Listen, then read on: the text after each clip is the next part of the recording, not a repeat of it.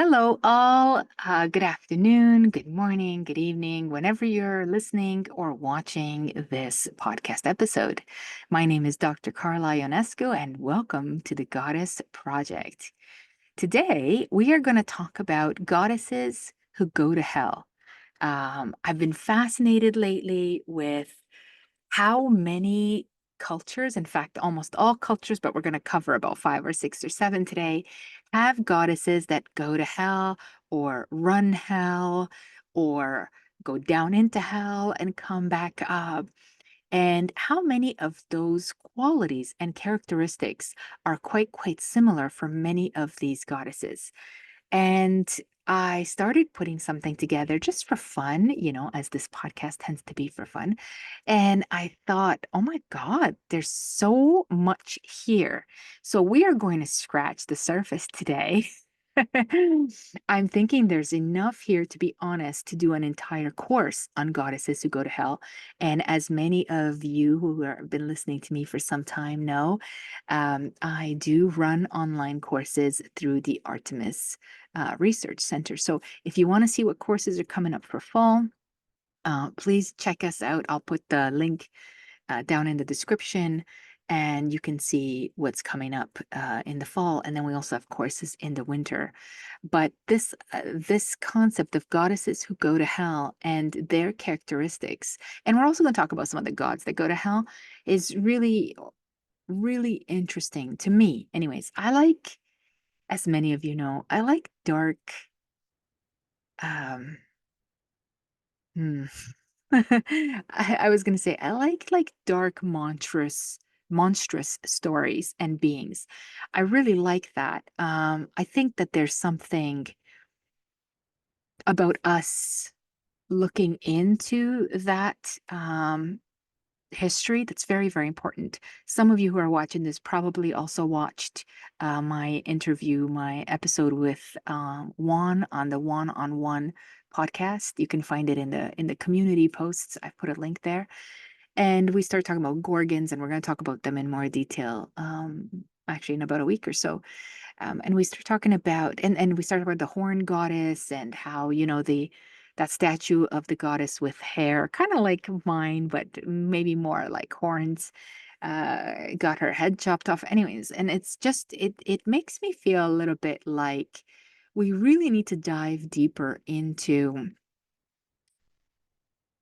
darkness and not being afraid of darkness, not judging it as evil automatically, and in fact, understanding that darkness, the afterlife, death, uh, I don't know, soil, underground, all of the things that might trigger some kind of a fear reaction are actually part of life. In fact, they're half of life. Literally, night and day are half of our lives.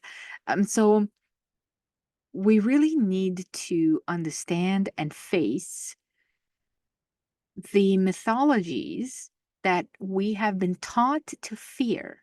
So, one of the things that I want to say before we move forward is that the goddesses that we are discussing today, and the gods a little bit on the side, were not feared in the sense that they were scary monsters. And we'll talk about that in a little more detail, but feared in their fierceness, right? In their fearsomeness. That is, they were powerful, they had agency, they ruled, of course, mostly death in the underworld. And so um, these were goddesses you honored. But if you honored them and you worshiped them and you respected them, you had nothing to fear from them. In fact, one could argue you needed their guidance, you needed their assistance in reaching the afterlife, or perhaps once you were in the underworld, you needed their kindness to preserve your afterlife and to allow you to have an afterlife that maybe was not too monstrous or torturous or etc. So this relationship was not one of um, monster fear, but one of respect and honor. Yeah? And so, what I want to do today is touch upon at least 7 or 8 goddesses from a few different cultures and talk a little bit about both what their responsibilities were, but also um, what are the common patterns that we are hearing. And one of the things that I want you to think about as you listen to this, or perhaps as you're reminded of some of these stories, because not all these stories are brand new. Um, I want you to think about the way that you've thought or think about death, number one, about the afterlife, about hell. We're going to talk about hell, about the underworld. What kind of, first of all, what kind of imagery comes up? Second of all, what kind of emotion comes up? And I suppose overall, what are some of the things that you've been taught to believe about all of that? Yeah. So let's let's begin. Let's begin in my favorite place, which is, of course, Greece. So we're going to start with Persephone because I think number one, she's most familiar. Number two, she's she's still one of the most fascinating divinities.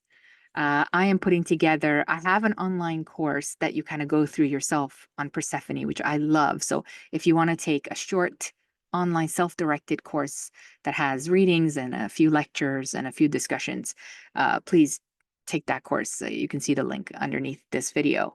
But I'm also working on one on Demeter, which I'm really excited about because I was able to go to Eleusis for the second time, but the museum was finally open. And in the museum, well, actually, the museum was closed, but the guy opened it for me because no one goes there. So I want to highly recommend that you go there if you ever in Greece again. It is just outside of Athens. Please add it to your list. It is in Elefsina. Please go see the site where the Eleusinian mysteries took place and also the Elefsina Museum. Anyways, the guy was there. He was very happy to have someone come. And within, so the museum has been renovated. It's beautiful. In fact, this piece that you see here, if you're watching me on YouTube, if not, that's okay, is Persephone and Hades. And they are often depicted, of course, together, but often depicted at a funeral festival. So, like parties that would be offered for the dead. And of course, Persephone and Hades, you're not surprised, are the reigning divinities in which the humans are making offerings to and hoping that their loved one that has passed away is welcomed into the underworld and treated well. So, and sorry, I got a little bit distracted. And what I found really fascinating about the museum is that they have um, uh, an entire section, let's say, kind of walk through it, that takes you through the most recent details that we have about what was going on at the Eleusinian or Eleusinian mysteries. And I'm really excited to, I took all the notes, I took all the pictures. Um, and I'm really excited to share that with you guys in an upcoming online course on Demeter, because I was like, "Ooh, this is more than what we know online." You know what I mean? It's very, very exciting in the details. Anyways, though there's still a lot of mystery around it. And so the relationship of Demeter and Persephone are fascinating and is one that keeps coming up over and over. In short, for those of you who may not be familiar with Persephone, she is the daughter of Demeter. She is abducted by Hades and she becomes the queen of the underworld. And there is an entire episode that I did on Demeter and Persephone about mothers and daughters that I encourage you to watch if this is a story that really interests you. Because what's really fascinating for me about this story is that it's told in a patriarchal way. That is, Hades steals Persephone, which is a catalyst of the story. Demeter is lost and wondering, and sad without her daughter.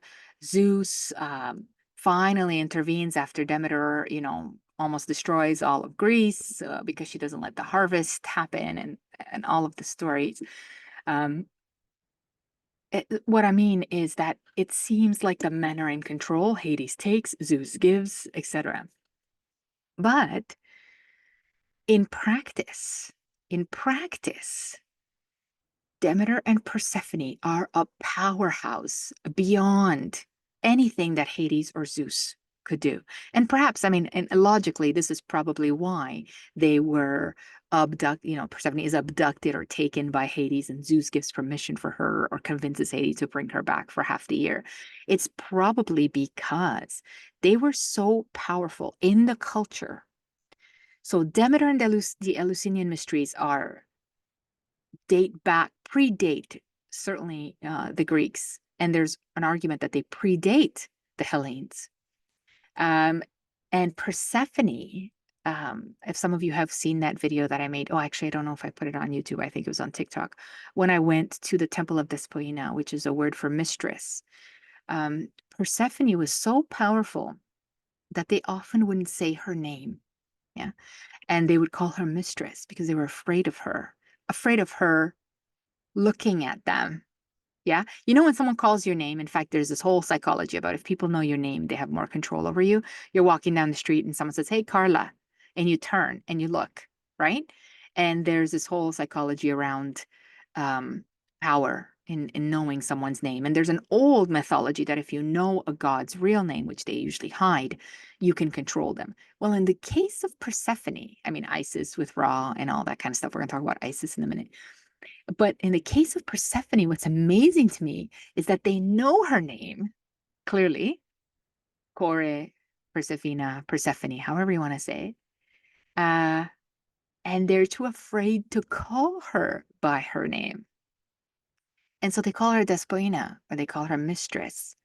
And the Temple of Despoina, which I would like to do a whole episode on,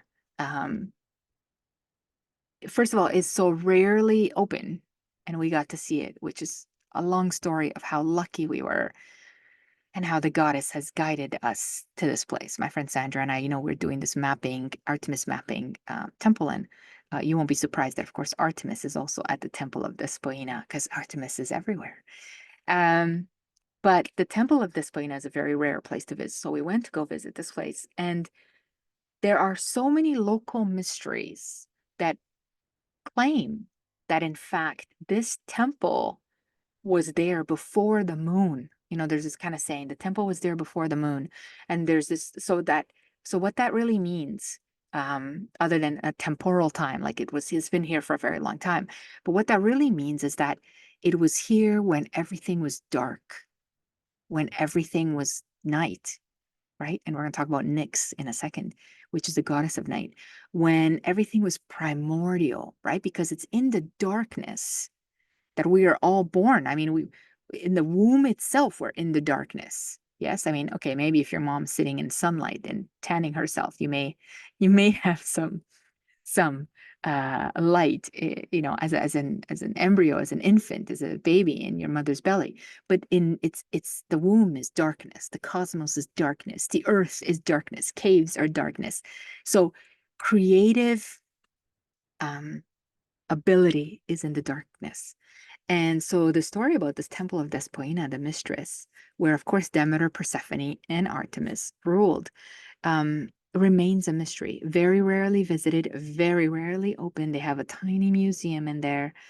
Actually, I will do an episode on that because it's just so fascinating. And they had these colossal statues. And it's, the temple is on a mountain, really sort of in the middle of nowhere, I want to say. I mean, it's not in the middle of nowhere, but it is like it's on the side of a mountain. Anyways, that will be a story for another day. But it ties into this idea that Persephone was so feared that they would not say her name. Yeah. And then we learn from the story, of course, of Hades' abduction, so to speak. Although actually Hades is not at the Temple of Despoina, though there is a plutonium in Eleusis and Elefsina, where there's this sort of half cave that's called the plutonium, which is where people believed that you can make offerings to Hades or Pluto and Persephone. Anyways, so he has like a little side thing beside her because the counterpart of Persephone, of course, is Hades. And Hades is often seen as the king of the underworld, and he really just stays in the underworld. He guards the dead. He's kind of a not nice person. And he apparently doesn't like mortals. Okay. And he's always depicted actually in modern culture as this kind of skeletal, um, gross kind of figure. And I did a whole episode on the relationship of Hades and Persephone. You're not surprised. And the sort of dark romance of it all. But his while he is, I mean, I'm not saying go disrespect Hades. Do not. Yeah. But in fact, do not disrespect any of the divinities because who knows, right? But he is not as feared and he is not as involved in the community and in the communal rituals. And he doesn't have temples to himself. Now you might say, well, of course, he's underground. But Persephone has many temples, and Demeter, of course, has many, many temples. And not only that, for the temples themselves, but their statues, their the votive offerings, the figurines of Demeter and Persephone are everywhere, not just in Greece, in Italy, and all over the Mediterranean and the Middle East. You have the mother-daughter figurines, the mother-daughter goddesses. So the impact of the goddess of the underworld is significantly more measurable than the god of than the god or the king of the underworld, right? So if we look at Persephone and Hades, we can say that Persephone represents the cycle of life and death, and she is linked to the changing of the seasons, of course, because of her annual return in the spring and then goes down into the underworld in the fall. Well, Hades is the ruler, the king of the dead, and he oversees the minerals of the underworld and he kind of guards the mortals there. So we can already see a little bit of a development of the goddess, the queen, seems much more involved in the cycle of life, death, nature, humans, fertility, etc. Okay, now let's move on to Hecate, or Hecate, as the Greeks say. Yeah, Hecate is again a goddess on which I will do a separate episode on, but I want to include her here. Of course, I mean, you can't talk about the underworld or dark goddesses or goddesses who go to hell without talking about Hecate, especially in Greece. So Hecate is the goddess of magic, witchcraft, sometimes like the supernatural ghosts, spirits, etc. She is often depicted with three faces. Okay? There's great debate now on this concept of the three faces representing maid, mother, crone, those three stages of life. And that has been a popular idea for a long time, but that is starting to be really questioned. Mostly because most of the statues that we see, which we call a hecaton, we of the three goddesses, don't have their faces don't age. They don't have, it's not maid, mother, or crone on there. It's the same face, but they have three different characteristics. So there's lots of talk about um, this trinity, whether it's and I actually have been doing some work on the Artemis triad, and I know some of you have already heard of this, where the three faces actually represent Hecate, Artemis, and Selene, and we recognize them by sort of what they hold in their hands. But they don't have to be only the Artemis triad or those three, although they are often interlinked. They can be any aspect of life, death, magic, lots of aspects that involve light, darkness, sleep, lots of aspects of threes that remain somewhat of a mystery to us as academics because Hecate is so often represented with, um, pharmakeia, magic, the crossroads, right? The crossroads are often, of course, literally a cross. And so there used to be, for example, you could put this three-faced goddess, the Hecatim, you could put it in the middle of the crossroads or at a crossroads as an offering. So there's lots of mysteries around that. And I'm not saying that it is not the three phases of life. It could be. It could totally be the three phases of life. But what I'm saying is that it's not only, and that Maid Mother Crone is a later explanation, interpretation of the three-faced goddess. Yeah. But we've got we've got three graces, we got three fates, we got lots of three goddesses. In fact, my argument has been, as some of you know, that the original Trinity or concept of the Trinity, which remember is a triangle and actually an upside down triangle, is the pubic triangle. So the original three have always been goddesses or female, like a feminine energy. And then, later on with Christianity, they adapted that Trinity, or they took that Trinity and placed, put God, Father, Son, Holy Spirit on it, right? God, Jesus, and the Holy Ghost. And they sort of, replaced the three goddesses with that. But it has always been a symbol of power. So Hecate, you might ask yourself, who is she? Well, Hesiod tells us, of course, that she is honored exceedingly by the deathless gods. And of course, Kronos makes her the nurse of the young. Uh, Zeus makes her a nurse of the young. This overlaps her responsibilities with Artemis, and she's also a goddess of the night, etc., etc. She's, the Orphic hymns. Like there's a hymn to Hecate that says, Hecate Enodia, lovely dame of earthly, watery, and celestial frame, attend our sacred rites and come benign, with favorite heart to the incense now divine. So she is also a goddess to be feared. If you practice any worship for Hecate, you must be careful. And actually, let me tell you a little short story. When I was in Corfu, my friend's house, the place where I stayed, was at a crossroads. And for some reason, within arriving there, I knew that I had to make an offering at this crossroads to Hecate. And Hecate has not really been a part of my life or even my study too much, other than her association with Artemis. But for some reason, in this place, at this crossroads, there was like a demand, you need to go and offer something. And I did. Now you have to be very, very careful what you offer gods in the ancient world. For example, underworld gods, goddesses, especially chthonic, what we call chthonic goddesses and gods, do not receive alcohol. Okay, so do not make offerings of wine or alcohol to chthonic gods. Now this is really interesting because in my culture, for example, in the Romanian culture, and it's become part of all the cultures. When you honor the dead, right?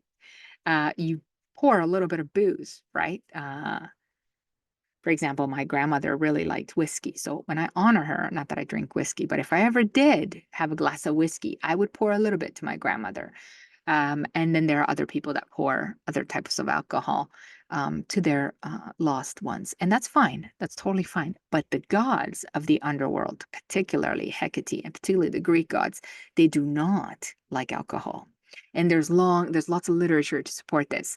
What they like, actually, is sweet things, particularly honey, but sweet things. So I had to find, so what I did is I found the most delicious a homemade eclair, kind of like an eclair, like a Greek eclair, okay? Spread stuffed with some delicious stuff at one of the bakeries in Corfu. And then I smothered it in honey. Yeah, it's like a big thing. And I offered that at the crossroads. And I didn't know that actually the night that I made this offering, because I have too many things in my brain sometimes, and I don't always pay attention to the ancient calendar of worship unless it's to do with Artemis. I know Artemis's month is in May, and I know when her birthday is and things like that. But the night that I made this offering was the night before the beginning of the month of Hecate, which is the month of July.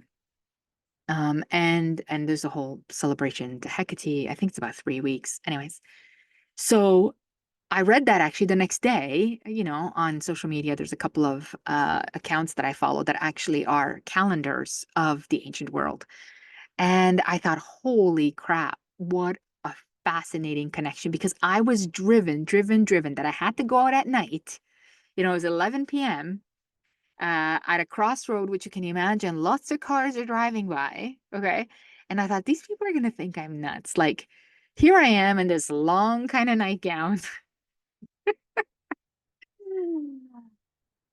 outside of the property, right? Like outside of the property gates, in the middle of this, not in the middle, not literally, you don't want to stand in the middle of a crossroads with Greeks driving, but, on the side, but in the, there's this crossroads, right? So you're kind of on the side, but all the cars are going by you and they're coming close.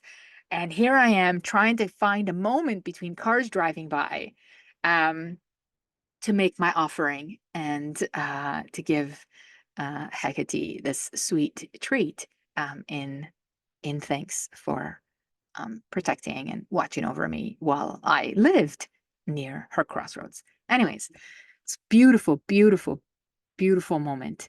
And then to find out the next day that this is the beginning of her month was just, I don't know, synchronicity, as we say. Yeah.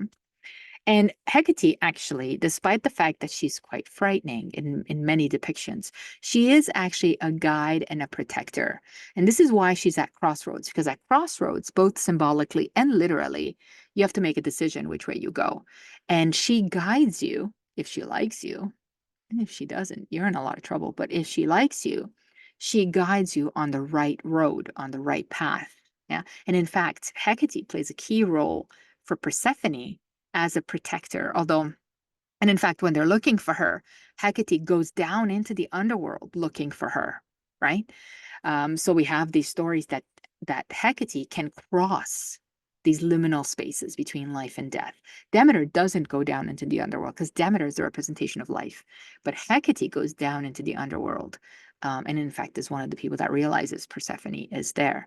The depiction of the three faces, like I said, could very much be anything from maid, mother, crone. Like I said, that was the sort of the idea in the last 500 years or so. Heaven, earth, sea, those are also three things, and all other sort of mysteries and magics and darkness and night. Yeah. Now, she doesn't actually have a counterpart. Hecate doesn't have a husband, doesn't have a partner, doesn't have anything. But sometimes, as her, let's say, a male, I don't want to say it's a male version of Hecate because that would be an insult to poor Hecate, but I would say that another god who acts as a psychopomp in the way that Hecate sometimes does, as a guide for souls into the underworld, is Hermes. Hermes is a messenger god. He also sometimes guides souls to the underworld, but he's not really an underworld deity. He prefers not to do that. Where Hecate, um, gladly and openly, not only can go into the underworld at any time, but also guides souls into the underworld. So she actually does not have a counterpart. But I would say if you're looking for sort of what is a male version, um, of guiding souls to the underworld, because that's all that Hermes does as far as the chthonic aspect. Um, he likes to spend his time actually causing a lot more trouble, to the living than the dead. Yeah? Next, I would like to introduce you to Nyx. Yeah, so Nyx is a primordial goddess of the night. We don't talk enough about Nyx. We really, really don't. And we really, really, really should. So she is a goddess of darkness, shadow. She is one of the first beings, according to Greek mythology, to emerge at the dawn of creation. Well, of course she does, right?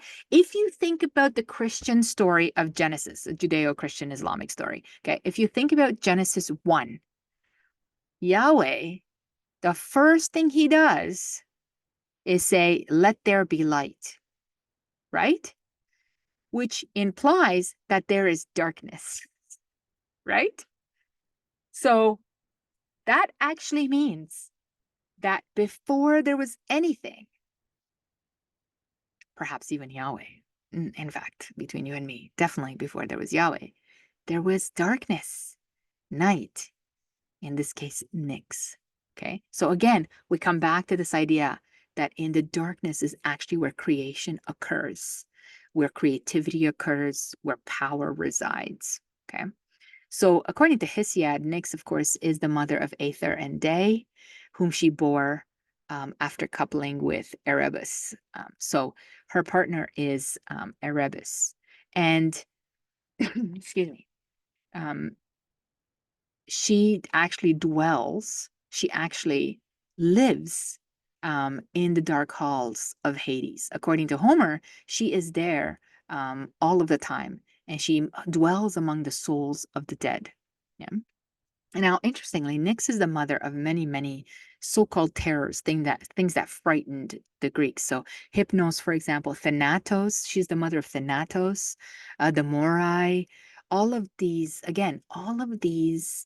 concepts, mythological concepts that come out of darkness. She is older than even Gaia, which is, of course, Earth, and clearly she is older than Yahweh. So powerful that even Zeus fears her, right? Um, there's an instance, for example, there's a story when Hypnos really annoys Zeus. So Hypnos is the god of sleep.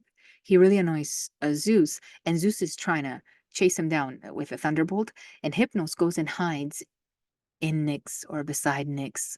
Imagine her as this concept of night and darkness. And Zeus does not dare enter her realm, does not dare bother her.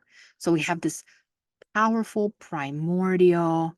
And when I say primordial, I mean a divinity that is alive before anything else exists. Okay. Now her counterpart, sometimes her consort, right, is Erebus or Erebus. When I say consort is how do I explain consort? Well, you know what consort means. Me trying to figure it out. So, if a queen or king have a consort, it's almost like it's not really a husband, it's not really a partner, but it is someone that is favored and often is a lover and often has uh, attachment to the ruler of whatever realm. So Erebus is the consort of Nyx, and together, they personify dark and shadowy aspects of existence. Um, but and so the Erebus is part of the process of her birthing, day and night, and Thanatos and all these other divinities. But he comes after, right? He comes after. Um, he is born out of night.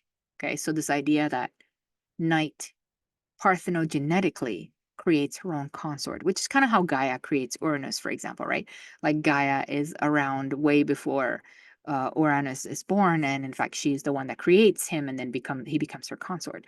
So this is an old parthenogenetic concept of creation. Again, because Nyx is the very source of creation, because she's this darkness, she's this imagine like dark, fertile soil, right? Like when you're growing something, even when you have your garden, you want the darkest soil because it has the most minerals and is the most healthiest soil. And so imagine that Nyx is not just night and darkness, but this dark, sort of earthy soil. And from there, she can birth whatever she wants. And she births many things, and one of them is her consort, with which then she births other beings. So this idea, so far we've got Persephone in the underworld, Hecate, that is a liminal goddess. She goes between day and between this life and the other. And of course, Nyx, which is sort of the embodiment of all darkness. So the Greeks have these three divinities that are three goddesses for the underworld, three goddesses that have power over hell. You know? Okay. But what about some other creatures? And so the creatures. Ooh, sorry, goddesses. I mean, goddesses. So I'm going to start with one of my favorite Mesopotamian divinities, which is Ereshkigal. I absolutely love Ereshkigal. Um, more than Inanna Ishtar. I'm sorry for all of you Inanna Ishtar worshippers. I like Inanna Ishtar. No, no hate there. But I find Ereshkigal just fascinating and powerful. And, you know, She is the queen of the underworld, just like Persephone. So now you might be seeing more of a pattern about me than perhaps the goddesses, but she is the queen of the underworld. She rules over the land of the dead. She plays a key role, of course, in Inanna's descent. Um, but she is, again, the leader, the powerhouse behind the realm of the dead. I mean, she is the one to which everyone listens to. Not to say that her consort slash maybe husband Nergal doesn't have his own uh, power. I mean, he's the god of war and death and pestilence. Okay. So again, you get this kind of, I want to say that the male divinities that are chthonic divinities or underworld divinities are very one dimensional, right? They don't have complexities or three-dimensional abilities. They have sort of a duty. Oh, that's a good word. They have a duty and a responsibility, and that's it. That's what they do, and they're very singularly focused, perhaps like most men. Yeah. Multitasking is not their skill. Okay. And the multitasking becomes the rule and the realm of the queens.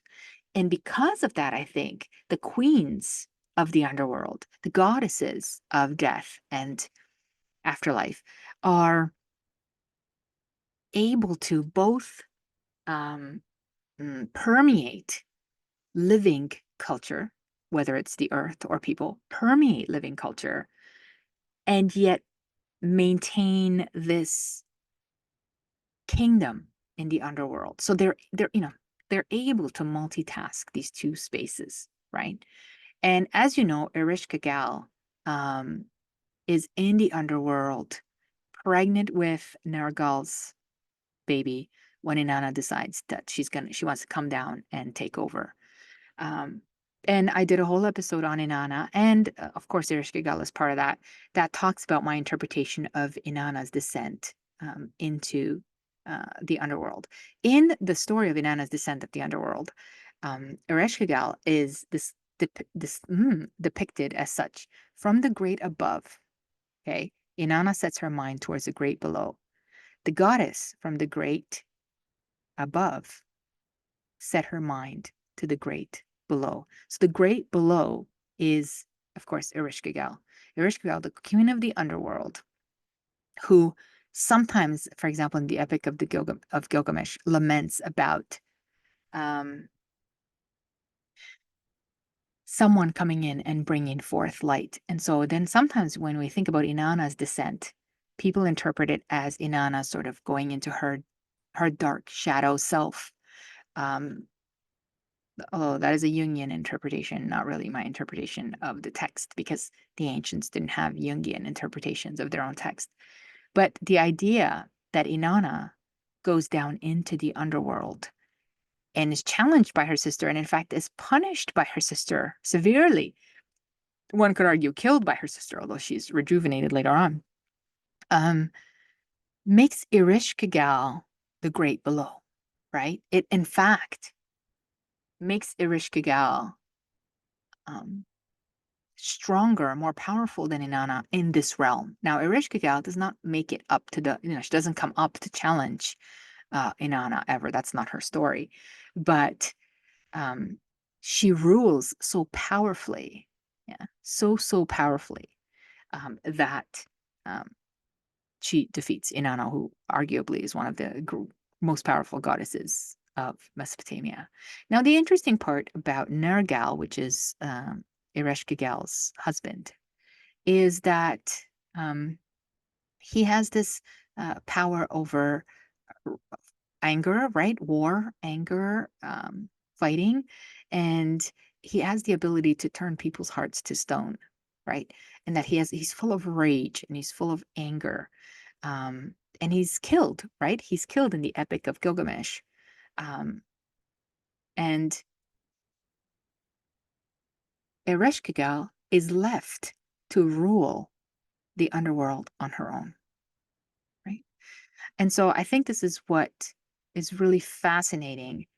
I, Nergal is a consort as well. He is not a husband and he's not a king, right? He is a consort often. Now, again, there may be different interpretations of that, depends on who you ask. But certainly Ereshkigal is the queen, the ruler, the highest authority in the underworld. Yeah? She embodies the inevitable nature of death. Okay? And then, of course, it makes sense that the god of war and destruction becomes Ereshkigal's consort, but eventually, anyways, he is killed and Ereshkigal is left on her own. So let's talk then about her sister Inanna. Now, Inanna is fascinating because she is a goddess of love and war. So this is what I mean about Inanna being arguably one of the most powerful divinities, despite, you know, biological representation, but she is one of the most powerful divinities in the ancient world because she encompasses light and dark. Yeah, light and dark. And she is so powerful that the reason why she goes to see Ereshkigal is because she wants to take over. She's like, you know what? I rule the earth and all of the cosmic realm. I think I'm gonna go down there and also rule the underworld, right? And in the Epic of Gilgamesh, we're told that Inanna went down to the underworld and sought the throne of her sister Ereshkigal. So she wants to conquer her sister. But this is what I mean about this relationship is that she can't, right? And so this is why I'm saying that Ereshkigal is just so fascinating. Yeah. Now Inanna Ishtar does not have a particular consort. I mean, we're told sometimes that she has several consorts, and she certainly um, wants to seduce Gilgamesh, and all this kind of stuff is said about her. But Nergal also is someone that she tries to seduce to do her bidding.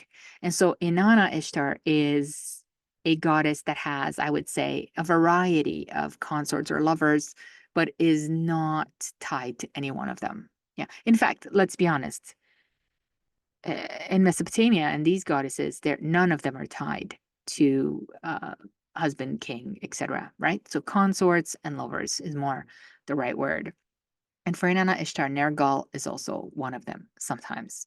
So Mesopotamia arguably has and I mean, I don't know, you'd have to make up your own mind actually now that I'm thinking about it and we're talking about it, but I was gonna say Mesopotamia has the most independent, hmm, but now I'm thinking about it, I may be wrong, of the chthonic goddesses is what I mean, that they seem to be particularly independent. Um, eh, Let me know what you think in the comments, yeah, whether or not that's true. But Mesopotamia has this fascinating history with these two goddesses. Of course, one that rules the outer world, let's say in the cosmos and everything really in it, and then the one that Ereshkigal who rules the underworld. So here we have two feminine sides of a yin yang relationship. Let's move on to Egypt. Yeah, so I've taken you through Greece a little bit.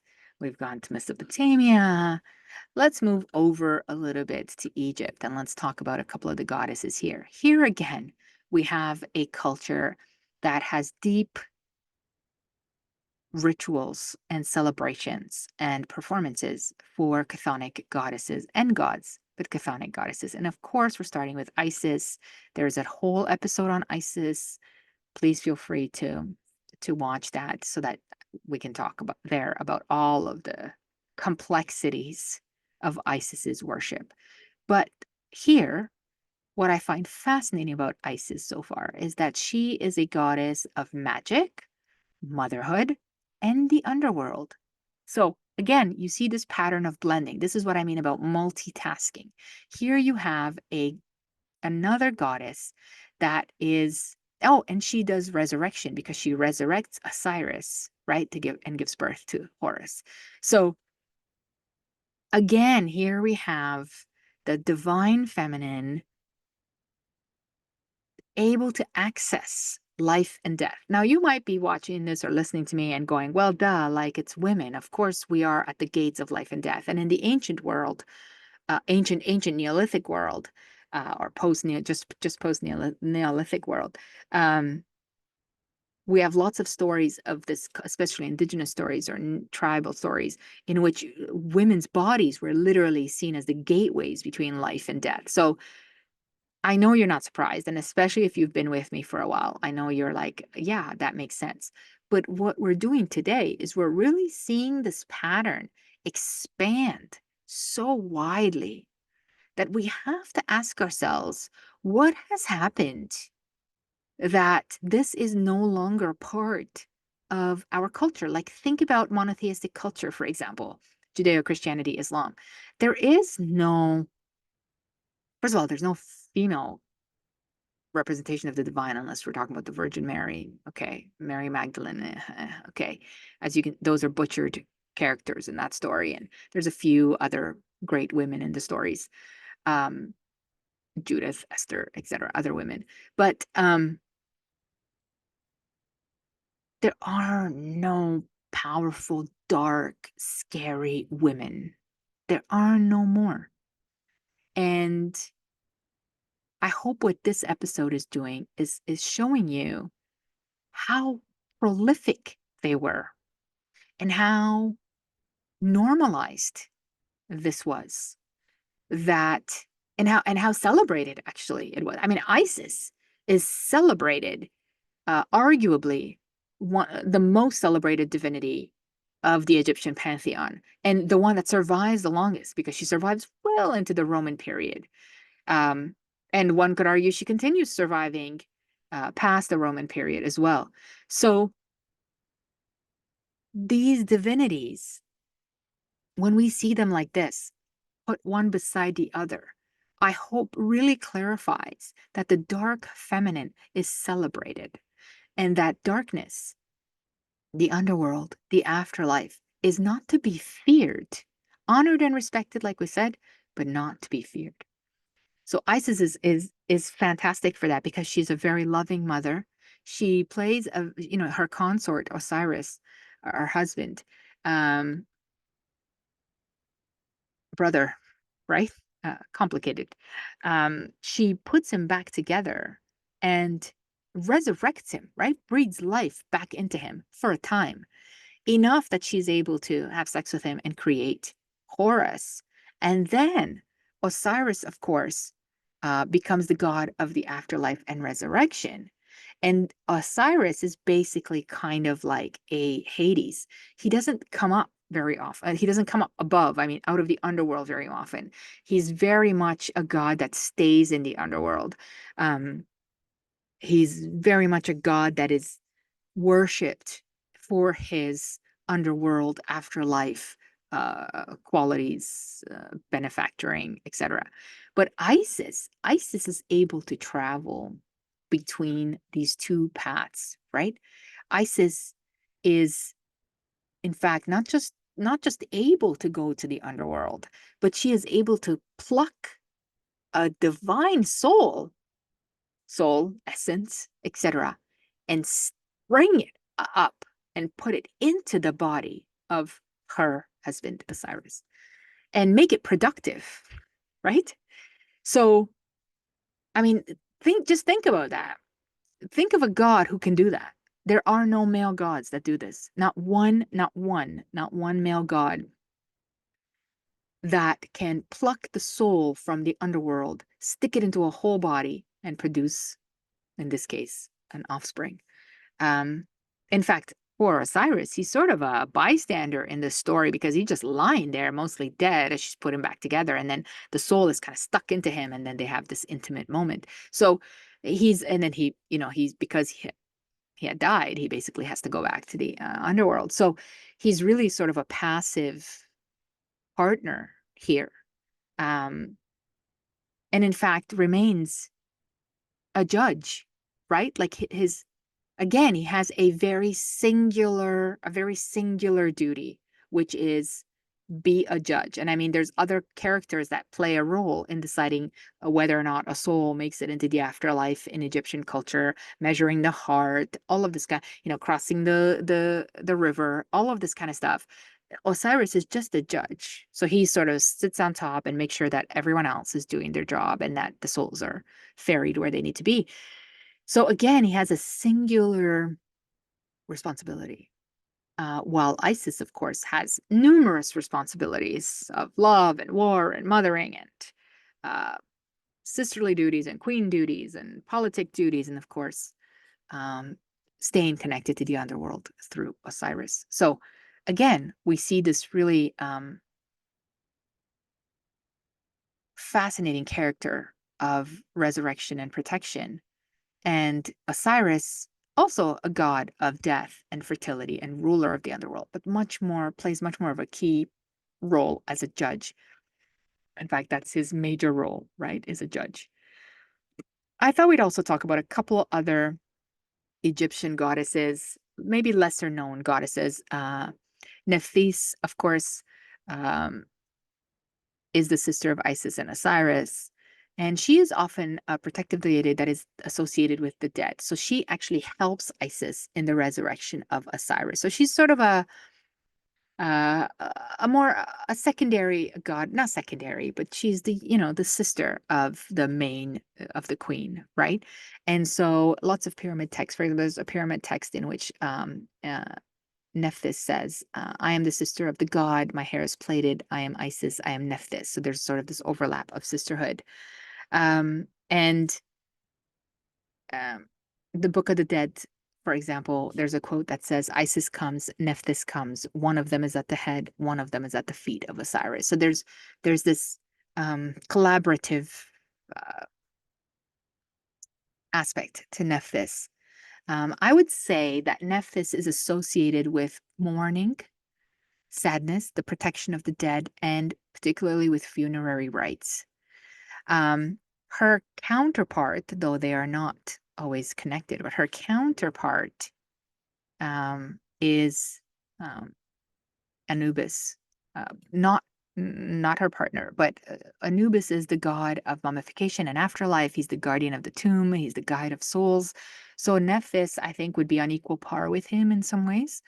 um they kind of stand opposite. So for example, Nephthys stands in the living world and she's in charge of the, like I said, the mourning and the funerary rites and making sure that everything's okay, although she has resurrective power. And Anubis stands on the afterlife side, right, on the other side of the veil, as we would say, making sure that the mummification is done right, and that the tombs are guarded and the souls are guided into the place where they want to be. So Nephthys is again another divine feminine that is part of the afterlife or darkness or underworld aspect. And one that is less known is the wife of Anubis himself. And this is why I said Nephthys and Anubis are not husband and wife, but Anubis actually has a wife. Her name is Anput. And we don't often talk about Anput, although I think she's also quite fascinating. She's a lesser known deity, especially for people who don't study Egyptology. So the wife of Anubis, she is also a protector of the dead. And she is also, in the coffin texts, for example, or in some of the coffin texts, there are inscriptions to her that call her Lady of the Sacred Land, who guides the dead to the eternal rest. So I want you to think about just the numbers here. So we've got Isis, Nephthys, and Anput. Okay. And then we've got Osiris and Anubis. So already we have 3 goddesses to 2. Not that it's a competition. Uh, and what I mean is like major arcana, like we would call it, right? Like high pantheon gods. There are, like I said, there are other gods. There are other, there are other gods, other divinities that do other parts of the work that are important. But these 5, let's say, play this fundamental role in Egyptian tradition, in Egyptian culture and Egyptian religion, which is basically actually focused on the afterlife. So from the day that you're little, you are focusing on making sure that you get into the afterlife. It's almost like Egyptians lived to die. Do you know what I mean? Um, it's a very different kind of culture in the sense that they planned, they saved, they organized, whatever, to prepare for the afterlife. And of course, if you were super wealthy, that's very evident for us in all the archaeology that we found. But even if you weren't wealthy, we have lots of evidence, for example, of sarcophagi that is being reused, or that sarcophagi that was built for someone that was wealthy and that then didn't want it, and then they sold it for like a lower price to someone who couldn't afford it. So what I mean is, like, the entire culture, the entire community thought about the afterlife, which means that these gods, especially these three goddesses that we're talking about, are fundamental to the very identity of the community, and particularly are trusted with the responsibility of taking care of the dead so that they can be sent to, or sent to the afterlife, to Osiris and Anubis, and others that are there to protect them and take care of them. So again, the multitasking of the goddesses becomes more and more and more clear. And while I think Anubis, how do I say this? Is guardian, right? Of course, he's the goddess, he's the god of mummification and the guardian of tombs. Um, his role is very much about transport. Yeah. So if we're going to give him a modern name, he makes sure that the package is wrapped safely. He makes sure that it's secured and sent to where it's supposed to be. He makes sure that it arrives at the right place. Okay. And that's it, right? Then he returns to get the new package, right? So his responsibility is transport. Very important transport, I'll give you that. But again, very singular responsibility, right? Very powerful divinity, don't get me wrong, but very singular responsibility for the afterlife, for this major aspect of the Egyptians' life. Now I'm going to take you forward in time and south. Yeah. We're going to go to the Aztecs. Yeah. And we're going to look at a goddess who is the queen of the underworld, whose name is Mictecacihuatl.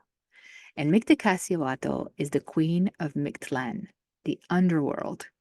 And she oversees the bones of the dead, as well as presiding over the festivals of the dead. Okay. So Mictekacihuatl, I love this name. Mictekacihuatl is, according to the Codex Borgia, seated on her throne in the underworld, watching over the bones of the departed. Okay? And so she presides over, so she is the queen of the underworld. You're seeing a pattern here.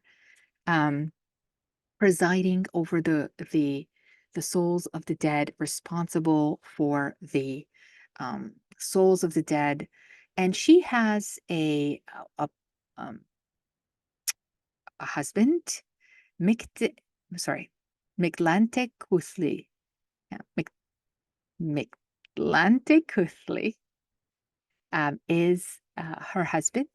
He also sits on the throne and guards the bones of the underworld. Okay. So, and in fact, their names, as you can imagine, are very so Mictlan. Okay, hold on. Mictlantecuhtli and Mictecacihuatl are these two partners in Aztec culture that take care of the underworld. Now, according to some traditions, she is the authority and he is the side authority. I don't want to say side authority, that doesn't make sense. But she is to be more feared. She is often more represented. She is sculpted more. You find her more in uh, so for example, we would say that he rules alongside her. Okay. So she is the queen and he is sort of the lord. Does that make sense? So again, you're not surprised to see that in Aztec culture, and Aztec culture is much, much later than, of course, Mesopotamian culture and even Hellenic culture. So the primordialness of the goddess of the underworld here, the goddess of so-called hell, we're going to talk about hell herself, is has had much more time to be changed by patriarchal sentiment. Okay. Now, I don't want to put on the Aztecs all of that sort of mm, history of patriarchy, but I do want us to understand that time matters. And, one could argue, for example, that the Aztecs lived 2,000 years later than these Sumerians, the Assyrians, uh, almost 1,500 years or so past the Babylonians. So in that time, the concept of queens of underworld remains clear, which is fascinating, remains powerful. But this concept of queen and consort becomes more and more and more significant. So in the Aztec world, we've got a queen and lord who are sharing the responsibility of the underworld. And in this case, both of them are sharing the responsibility of the underworld. Yeah. Well, sorry, what I mean by that is that she is not a goddess of the outer world or the world. She is firmly in the underworld, as is he. So what we've seen in earlier times, for example, is goddesses who walk what we would call chthonic goddesses, although she is also a chthonic goddess, but uh, they walk both the living and the dead. And in this case, this is more about guardianship of the dead. Although, like I said, there's lots of research continue to be going on, particularly around Aztec culture. And so I wouldn't be surprised at all if we trace the roots of Mictekacihuatl to an earlier connection with a goddess that perhaps walks both worlds. Wouldn't be surprised at all. Moving a little bit east now, I I cannot talk about a goddess of the underworld without talking about Kali. And um, I know that many of you are familiar with Kali and have heard about Kali. Certainly, I am not an expert in Kali or in the Hindu, just as I'm not an expert in the Aztec tradition. There's lots of experts for that. But the purpose of this episode is patterns, right? And to see these patterns cross culturally and cross temporally. And so Callies, you cannot talk about the underworld or regeneration or resurrection or transformative power of destruction without talking about Callie, particularly um, the, the the darkness um, and the creation in the darkness, as we've talked about, without mentioning, of course, Kali. So Kali is said to have sprung forth from the brow of the goddess Durga. She was fierce with flames and weapons and loves to defeat demons. So she is a goddess that is often referred to as the Dark One, who dances on the battlefield of life and death, and her laughter echoes through the cosmos. Yeah. So this th- Kali is actually a goddess that we could spend an entire year on, I think, um, because the complexities of her representations as destruction and creation, time, transformation, death, but not as a ruler of the underworld. Yeah, so she is not, so she is fascinating because she is not a ruler of the underworld, and yet she is so associated with death, destruction, and regeneration. So we see here how multi-layered the dark feminine, the divine feminine can be, right? Um, a counterpart to Kali, for example, can be Yama, god Yama, who is the god of death and the underworld. He, again, though, Yama is a judge. Yeah. So he is a judge that determines the fate. He is very much Anubis. He is very much Hades, right? Uh, I was gonna say he's not even Erebus doesn't really even judge anything, but he is a judge. So you notice this pattern that the men are judges. Now, is this a patriarchal pattern? I don't know. Um, I mean, clearly these are uh, remnants or survivors of patriarchal control. And so what I mean is even the male divinities have been affected by this political regime of patriarchy, which is about 2,000 years old. So in the maybe, okay, let me give you 4,000 years old. Let's go back a little bit further. Yeah, okay. I'm comfortable with 4,000 years. But what I'm saying is that even the male divinities have been affected by this sort of social political system. So where was I going with that? Well, oh yeah, so that they are made into judges. Perhaps the position of judging is quite important. One could argue, yes, it's very important who judges you and whether or not where you go in the afterlife.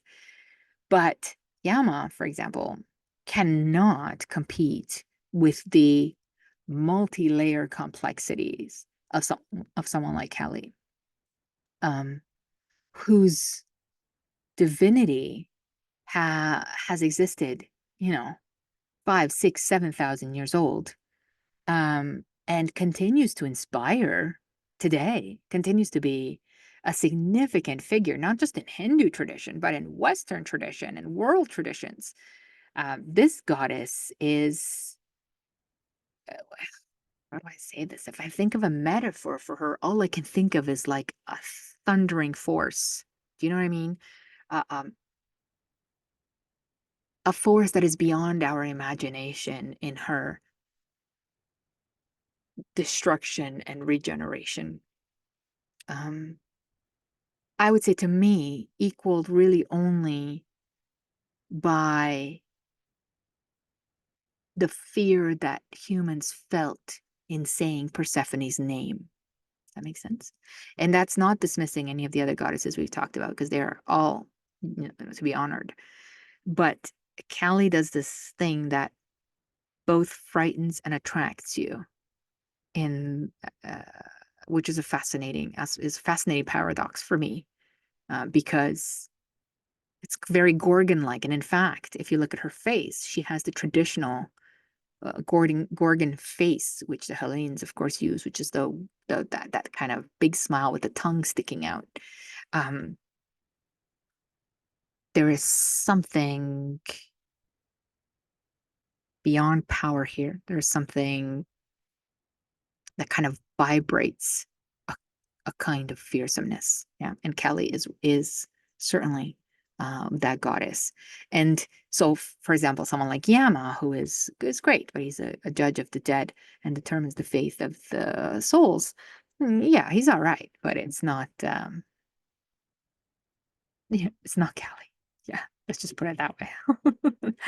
And Callie continues to be a mystery and continues to be a and by mystery, I mean that people continue to try to connect with her and find ways to connect with her and then work with that connection because sometimes that connection is too powerful or sometimes it's too intense or whatever. So a mystery to us uh, to connect with. Yeah. I myself, for example, have not connected to, I feel much more connected to someone like Persephone, but I think that's because that's my own indigenous culture, so to speak, right? Um, and so that resonates with me in an environmental way. Like, so when I go to the temple of Persephone, for example, the mountains, the sounds, the language even is familiar to me. And while I have not visited India, I am sure that the temples or where Kali was worshipped or continues to be worshipped are powerful sites. So you could feel that powerful energy. Um, but I don't feel that ancestral connection, let's say, obviously. Yeah. And I think it's very, very important. Maybe I should take this moment to say that it is very, very important for women and men to reach back to their ancestral tribes, to their ancestral connections, instead of appropriating or pulling or drawing on other cultures. And while I don't want to deny that you can connect to goddesses across the world, because that is not, I can't deny someone's experience, certainly, and it's not my place because I am not a judge. right? I think it's in I think there was a long period of 50 to 100 years where Western Europeans, particularly North Americans, actually, more than anything, but let's say Western Europeans, North Americans, had been so um, indoctrinated with Christianity being their past, and I say this in quotation marks, or being their native religion or born into, that perhaps they didn't realize that actually you can reach beyond Christianity quite easily, especially nowadays, to find your own indigenous gods, your own indigenous ancestors, your own tribes, your own religious practices. And that has actually been my goal and my journey for a long time, is to reconnect with the ancestors of my own line. And in fact, now in September, at the end of this month, I'm heading to Romania for a month. And it's the beginning, because you can't do it in a month, but I have other commitments, but it's the beginning. This will be the beginning of my own ancestral journey to connect to the Dacians, for example, the Dacians, who are a tribe that predate the Romans before the Romans arrive and they mess us up. And so my goal is to go to museums and go to ancient sites and blah blah blah as much as I can, and find my indigenous roots. Right? We all have indigenous roots. Every single human on this planet has indigenous roots, and by indigenous I mean people of the land from which you come from, ancestral roots. And so we don't need to borrow or lean on, or at worst appropriate other cultures. But it is important, for example, in today's episode, that we look cross culturally, because I think what that shows us is how much more similar we are than different, right? We are very, very similar as humans. And I think sometimes we forget that because we so visually and social medially and all these other ways see difference, right? Anyway, sorry, that was a side rant. My apologies. But I do think it's important that we all learn to look, and I think it's more fulfilling, to be honest, not to dismiss anyone's connection with any of the goddesses that I'm talking about today, but just to encourage perhaps further research and connection. Yeah. And now we will go back to European soil and we'll talk about for a minute Hel. Yeah, I've got a couple of goddesses left. These are Northern European goddesses. So Hel is a Norse goddess. I was going to end with her, but I'm going to share with you a Finnish goddess as well. Um, Hel is the reason why we say Hel. So I used to teach a course on Norse slash Viking history. Viking, uh, I'm so glad, has become more popularly known as more of a verb than the name of a culture. So you go Viking, uh, but the culture is Norse. Anyways, I'm not going to do another side rant here, but it's important that we know the difference. But anyway, so Hel is a Norse goddess. She is the daughter of Loki, and of course, she rules over Helheim, the realm of the dead. This is why we say Hel in English culture, in English. And it's what's really fascinating for me is that for Norse history, Hel was a world of ice and cold. Okay. So she is cast down to the underworld. She's cast down to the world of ice and cold. And she rules over those who die of sickness and old age. Because remember that in Norse mythology, the heroes and heroines, the warrior men and women would go to Valhalla, which is up in the sky, um, it, for a good death or a good afterlife. So those who die of sickness and old age, so basically die in their beds, go down into hell. But what's fascinating, of course, is that hell is cold, right? And in fact, we haven't talked about this, but in fact, in almost all of the stories, maybe Egyptian, not quite so much, but the Greek, the underworld, to the Greeks, the underworld was cold, cold, wet, dark. Um, the Norse, cold, wet, dark. The Aztecs, cold, wet, dark. Well, it's certainly cold and dark. I don't remember if it was wet. Um, and yet, in the monotheistic, in the Judeo-Christian Islam hell, it's burning hot. Yeah. And so I leave that for you to figure out, like, what is, I mean, so there's a long history of burning alive, burning witches, burning, okay? In short. But there's a long, long history of transforming the afterlife from a cold pit to a hot lava pit. Okay. But I find it fascinating that we've named the Christian hell um, after the Norse goddess Hel and then changed it to a burning fire for all eternity. Yeah. So Hel is uh, the overseer of everyone who did not die in battle. So you don't want to go and hang out with Hel. My favorite story about Hel, though, is that she is half alive and half dead. Often the depiction are that her top half is alive and her bottom half is skeletal.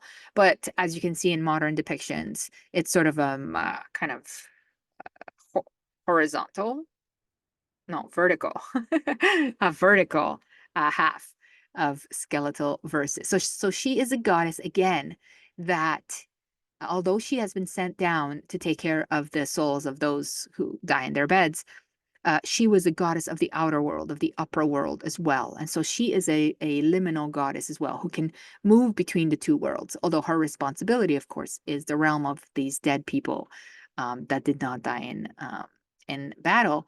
And there is no one else. I mean, she's got some helpers in hell. And Loki, for example, um, is her father, and he does, Loki, as we know, is a god of trickery and chaos and has, fathered other monstrous beings, but he is actually not a guardian of hell. So it is her responsibility to take care of those who did not die in battle. And one could argue that she is the queen, right? She is the queen. I mean, she's got a dog, she's got Grimm, she's got there's other um, aspects of divinities in the underworld of the Norse, but she is the queen and the ruler. She's the one you don't want to see. Well, first of all, as a Norse, as a Norse person, you probably would not want to be down there anyways, because you want to die in battle. But you can imagine that because the Norse were for a long time mostly agriculturalists, many of them actually died in bed or of old age. I know we have this sort of very HBO Hollywood idea that the Norse went Viking and they died in battle, and that was something that was promoted, certainly. Um, but many of them died in bed. So what I mean is that many Norse people would have, men and women, would have had to prepare to deal with hell. Yeah. And so again, another goddess that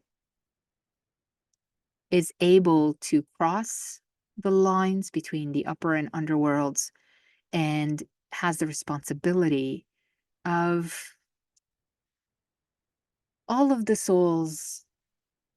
I don't know. I kind of feel bad for these poor, all of the souls that perhaps lived a very good life, but just didn't die in battle. You know what I mean? So again, a queen of the underworld. Yeah. Okay. I'm going to leave you with the Finnish goddess Tuonetar. Tuonetar, the goddess of the Finnish underworld. The Finnish underworld is called Tuonela. And she's the wife of Tuoni, who's the god of death, who is often depicted as sort of a grim and foreboding figure. Um, but Tuonetar is again, just like you've seen before, the more frightening figure of the two. And it's interesting because they often refer to her as the mistress of Tuonela. So the mistress of the underworld, which I think is an interesting hark back almost to Persephone as mistress or the land of the dead. Um, she she transitions, right? She is said to be born actually in the earthly realm. Okay. And there are some stories that she was actually a real woman, a mortal woman that had all of these insatiable curiosities for life's mysteries. And that as she went on these adventures and explorations, she actually went through hidden realms and gained forbidden knowledge. And eventually she kind of stumbled on this ancient rite that gave her the right to access Tuonela, which is the underworld. And so again, you have this woman, first of all, probably a human woman, at least that's how the stories are told, who is an explorer, who is an adventurer, who is in the earthly realm, who finds these secret hidden treasures, hidden gems, finds this right, and stumbles into Tuonela. And it is here that she falls in love with the beauty of the underworld and its eerie tranquility. Okay? She encounters spirits there, spirits that are trapped in this eternal slumber. She wants to understand their existence, and she seeks the connection between the living and the dead. So, right? Like, again, the complexities of this mystery, right? I mean, the final mystery for all of us is death. Well, perhaps crossing through the veil is part of it, but death is the final mystery. And here we have another divine feminine, or in this case, a earthly woman who becomes a divine feminine, who not only finds the underworld, falls in love with the underworld, and then continues to create this interconnectedness, right? And Finnish legend tells us that you may actually see Tuonetar walking in the living world. So there's lots and lots of accounts of travelers who meet mysterious women that are cloaked in darkness, and that for example, there's stories in which these travelers look at her eyes, and then they feel a sense of peace, a sense of guidance. So she is also a goddess that is a goddess of transitions, right? She becomes a symbol of light and darkness. And I really wanted to talk to talk about her because the one way that she, how do I say this? The one way that she has developed this skill and and taken on this power is through learning. So she uses learning and knowledge as a transformative experience, and it allows her access to the outer and on to the upper and underworld. Okay. She is also sometimes known, for example, in Finnish epics, to give tired people drinks of eternal sleep. So to bring, how do I say this? To bring a slow death, a peaceful death to people. Sometimes she is depicted as weaving a web of fate, binding souls of the departed with shadow and silence. So there's also an aspect of magic, kind of witchcraft. Um, there's this idea that she's got this because she has learned the spell and because she's performed the ritual in order to be part of the underworld and become the queen of the underworld. Um, there's an element of magic and witchcraft about her. So again, very much harkens back to Persephone and the others that we looked at. Now, of course, the counterpart is Tuoni, who is the god of death, and he also helps to govern the realm of the dead.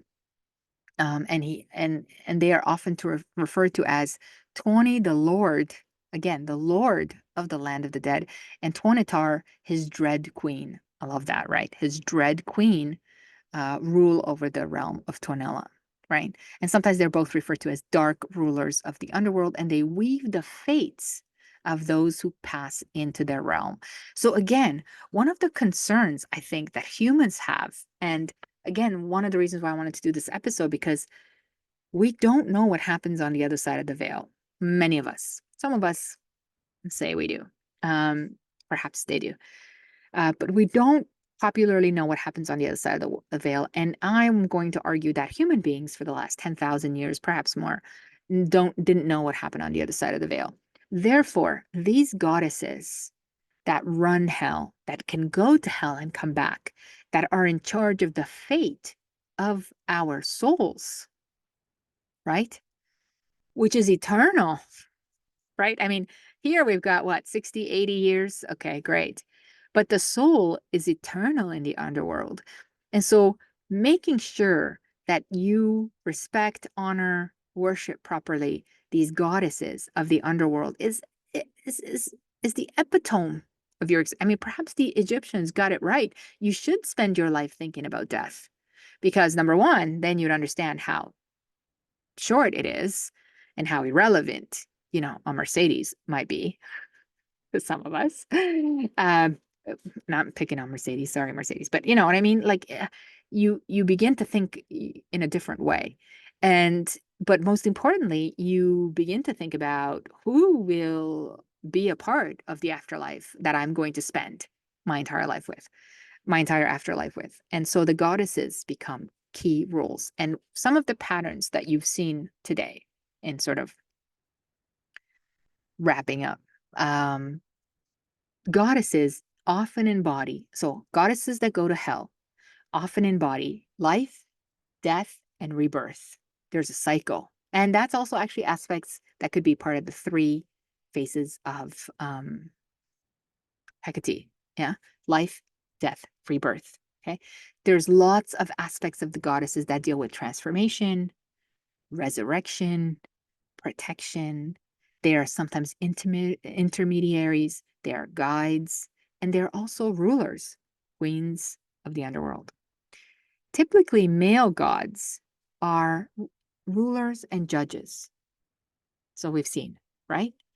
They personify more absolute aspects of death and the afterlife. So they're more about judgment, destruction sometimes, and the finality of death. And when we see Anubis, for example, he's the transport. He's responsible for the transport. So if I can wrap this up, I would say that gods have a singular, more focused role, gods of the underworld, directly related to governance and order. And goddesses, though, have complexities beyond complexities of multitasking. Of course, afterlife, of course, fertility, love, magic, healing, resurrection, intermediaries, performance of rituals here on this side in order to, so supervising performance of ritual here on this side in order to get to the other side. So to conclude, goddesses who go to hell are primary.